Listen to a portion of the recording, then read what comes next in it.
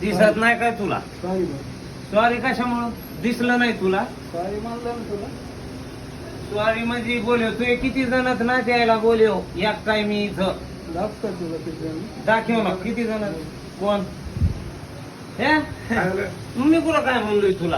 आता काय ते म्हणलं नाही म्हणलं चांगल्या काय भाऊ का नाही मी काहीच नाही भाऊ मला तू मोठा भाऊ काय प्यायलाय?